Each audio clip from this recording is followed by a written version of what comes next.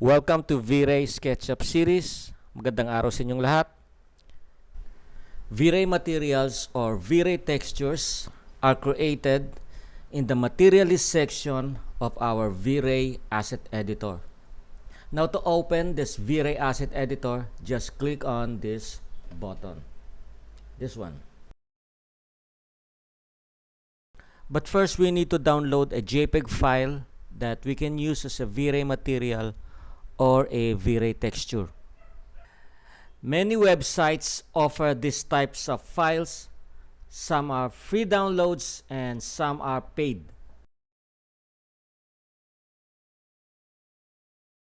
I have downloaded such file and we will use this as our texture.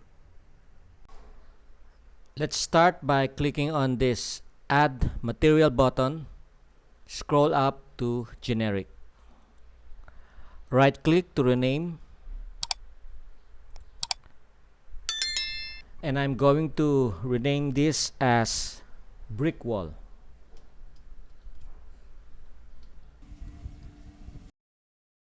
So to start creating our brick wall material, just click on this arrow, this one. Now let's take a look at this parameter, the diffuse parameter. Now it says here that this parameter allows the user to assign a texture or a map. It also enables and disables the assigned texture or map.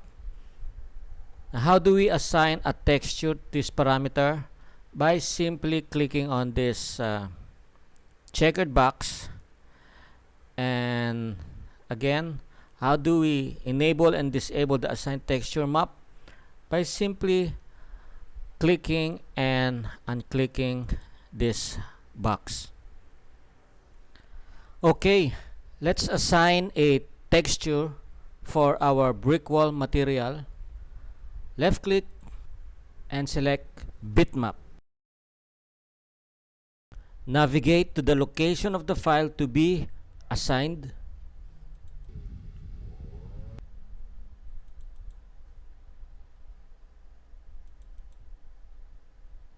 For our brick wall material, we will assign this texture castle underscore brick underscore 07.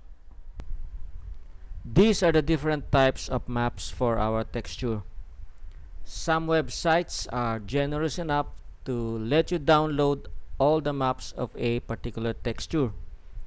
Now because we are assigning a map in the diffuse parameter, let's select this one.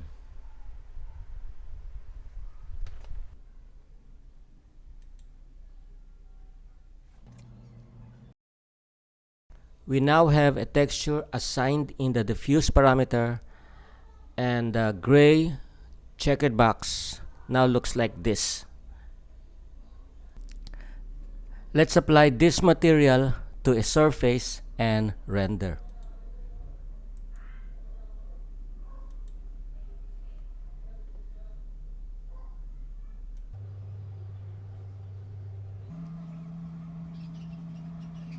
At first glance, our brick wall material looks good, but we can still enhance this one by adding another texture. In the diffuse parameter, let's add a roughness map.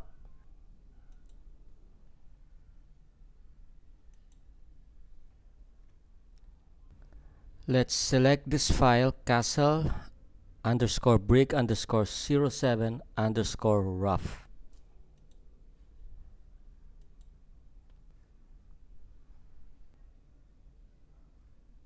We now have a roughness map. Let's see the result.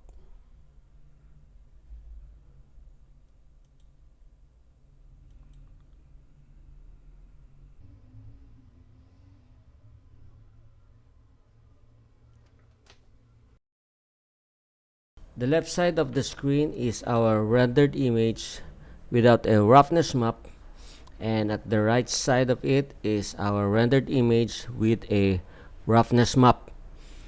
Now you may say that there's not much difference, but I guess with some keen observation, we can see the slight but obvious difference. To further enhance our brick wall material, we will add another map, and this will be the displacement map. Let's go to maps and select displacement. Click on this box to enable the map that we will assign here. But why do we sometimes use displacement maps? Para saan ba ito? Well, displacement maps will make our texture seems like a 3D image. Like for example, our material, the brick wall, our castle brick wall, by using a displacement map, it will make this brick seems to protrude. So let's try it. Let's click on this gray checkered box. Click on bitmap, and we are going to choose this one, the file that says displacement. This one, underscore DISP or displacement. So let's try it. Let's increase the value of our multiplier to 100 to see an obvious result in our preview window, just like what's happening now. Now let's render.